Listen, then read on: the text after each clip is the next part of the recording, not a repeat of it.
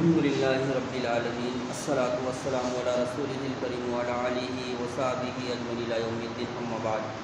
محترم بزرگ اور نوجوان ساتھیوں، آج ہم ایک بہت ہی اہم دعا سننے والے ہیں جسے قنوت نازلہ کہا جاتا ہے۔ قنوت نازلہ کب اور کیسا پڑھنا چاہیے، اس کو جاننا ہر مسلمان کے لیے ضروری ہے۔ ابھی پوری دنیا میں مسلمانوں کے اوپر، خصوصاً فلسطین کے اوپر جو حالات گزر رہے ہیں، آپ سب کے علم میں ہیں۔ ان حالات میں کم از کم تمام اہل ایمان کے لیے اور خصوصاً فلسطینی مسلمانوں کے لیے ہم دعا کر سکتے ہیں اور کرنا چاہیے، کیونکہ دعا مومنوں کے لیے ایک بہت بڑا ہتھیار ہے جس کے ذریعے وہ حالات کا مقابلہ کر سکتے ہیں، کیونکہ ہماری پہلی اور آخری طاقت دعا ہی ہے۔ اس بات کو یاد رکھیے، میں دعا کے تعلق سے آپ کے سامنے بار بار یہ بتا رہا ہوں، سمجھا رہا ہوں کہ دعا مومنوں کا ہتھیار ہے اور اس ہتھیار کو ہمیں استعمال کرنا چاہیے۔ اس وقت ہم اپنے مظلوم بھائیوں، خاص کر فلسطینی مسلمانوں کے لیے کثرت سے دعا کریں، اور یہ اللہ کے رسول کی سنت بھی رہی ہے، اور آپ کا حکم بھی ہے کہ جب مسلمانوں پر اجتماعی طور پر ظلم و ستم ہو رہا ہو تو 5 وقت کی نمازوں میں اور خصوصاً جہری نمازوں میں قنوت نازلہ کا اہتمام کیا جائے۔ جہری نمازوں میں جس میں قرأت زور سے ہوتی ہے، جیسے فجر کی نماز ہے، عشاء کی نماز ہے اور مغرب کی نماز ہے۔ قنوت نازلہ ایک دعا ہے، اور اس دعا کے ذریعے سے ہم کیا کرتے ہیں، ذرا سمجھنے کی کوشش کیجئے۔ قنوت نازلہ ایک دعا ہے جس کے ذریعے سے ہم اللہ تعالیٰ سے دعا کرتے ہیں کہ اللہ ایمان والوں کی مدد فرما، اور مدد فرمانے والا تو اللہ ہی ہے۔ اللہ کے علاوہ ہماری کوئی مدد ویسے نہیں کر سکتا جیسے اللہ رب العالمین کرتا ہے اور فرماتا ہے۔ اور مشرکوں اور یہودیوں کو ذلیل و خوار کر، اللہ تعالیٰ ہی کسی کو ذلیل و خوار کرنے والا ہے۔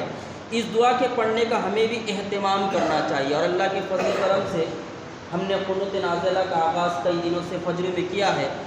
جو آ سکتے ہیں وہ آنے کی کوشش کریں، اور انشاءاللہ جلد ہم عشاء میں بھی اس کا آغاز کریں گے۔ آئیے ہم قنوت نازلہ اور اس کا ترجمہ دیکھتے ہیں تاکہ ہم سب کو یہ دعا یاد ہو جائے اور اس کو نمازوں میں پڑھنے کی کوشش کریں۔ قنوت نازلہ مصیبت یا جنگ اور دشمن کے غلبے کے وقت پڑھنا چاہیے، اور جو پڑھا جاتا ہے اسی کو قنوت نازلہ کہتے ہیں۔ مصیبت کے وقت، پریشانی کے وقت، جنگ کے وقت اور دشمن کے غلبے کے وقت جو دعا کی جاتی ہے، احادیث سے جو ثابت ہے، اسی کو قنوت نازلہ کہا جاتا ہے۔ اور یہ فرض نماز کی آخری رکعت میں رکوع کے بعد پڑھی جاتی ہے یہ دعا۔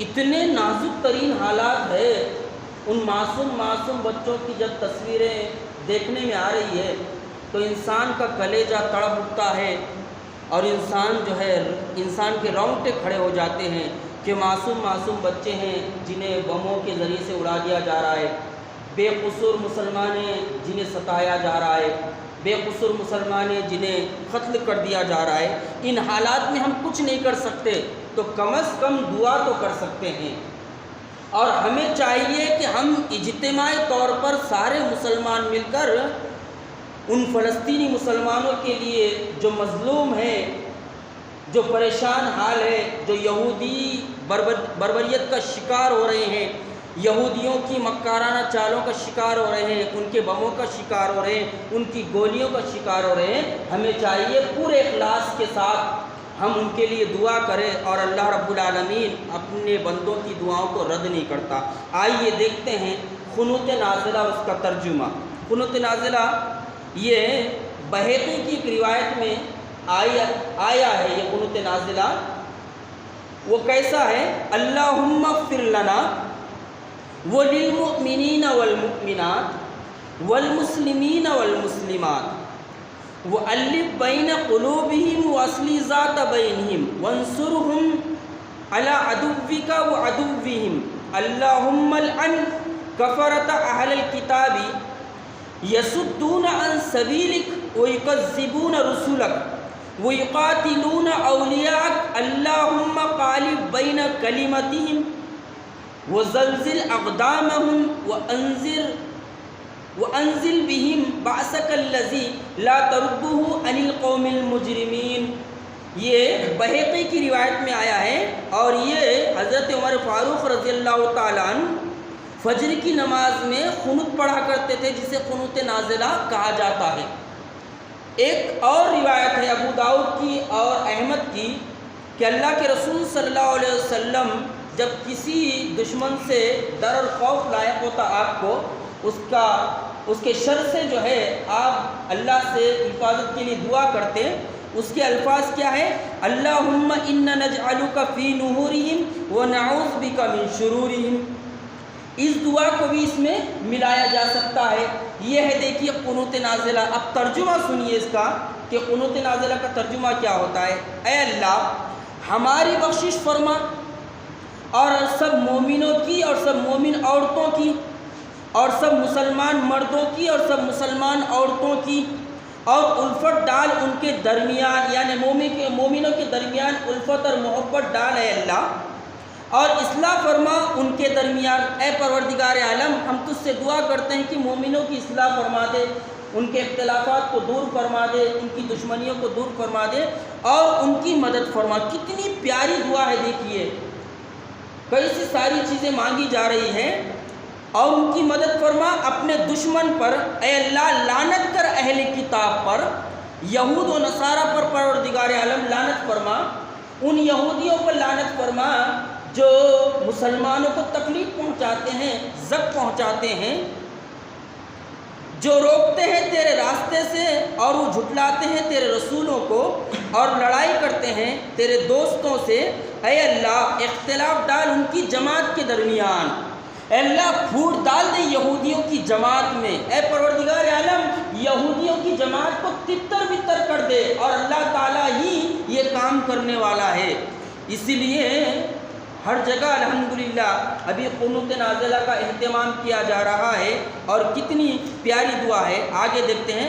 اور ڈگمگا دے ان کے قدم کو، اور اتار ان پر ایسا عذاب جس کو تو نہیں پھیرتا مجرموں سے۔ اے پروردگار عالم ایسا عذاب بھیج ان مجرموں کے اوپر جس کو تو پھیرنے والا نہیں ہے۔ اے اللہ ہم مدافعت کے لیے تجھے ان کے مقابلے میں کرتے ہیں اور ان کے شر سے تیری پناہ چاہتے ہیں۔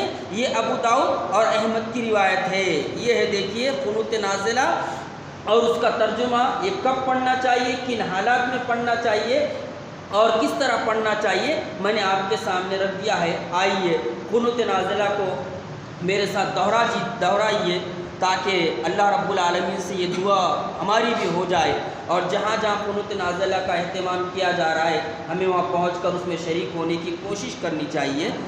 ربنا لا تزغ قلوبنا بعد إذ هديتنا وهب لنا من لدنك رحمة إنك أنت الوهاب اللهم ربنا آتنا في الدنيا حسنة وفي الآخرة حسنة وقنا عذاب النار ربنا لا تؤاخذنا إن نسينا أو أخطأنا ربنا ولا تحمل علينا إصرا كما حملته على الذين من قبلنا ربنا ولا تحملنا ما لا طاقة لنا به واعف عنا واغفر لنا وارحمنا انت مولانا فانصرنا على القوم الكافرين اللهم اهدنا الصراط المستقيم اللهم حسبنا حسابا يسيرا اللهم انصر مسلمين الفلسطينيين اللهم انصر مسلمين الفلسطينيين اللهم من احييته منا فاحيي على الاسلام ومن توفيته منا فتوفوا على الايمان اللهم اغفر لنا وللمؤمنين والمؤمنات